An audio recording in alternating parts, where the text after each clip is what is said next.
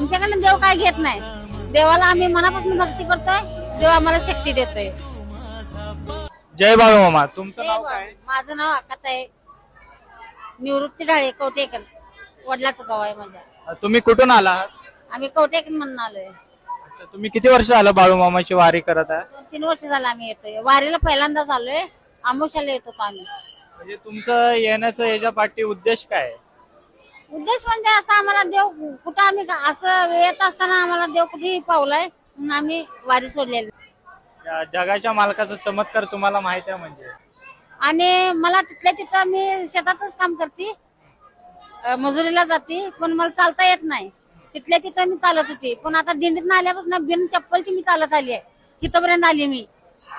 हा, ते पण उन्हात आणायचं तुम्ही? उन्हात आणायचं, रात्रीचं एवढं खडं, एवढं अंधारचं ते, पण मला काहीच इजा झालेला नाही. मग देव पाठीशी असल्याचं झालं का?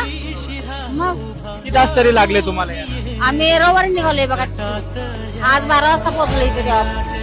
आणि जेवणा खाण्याचं वगैरे? सगळं व्यवस्था लय भारी तिने केली पुजाऱ्यांनी. आम्हाला चहा पाणी नाश्ता लय आमची सेवा चांगली.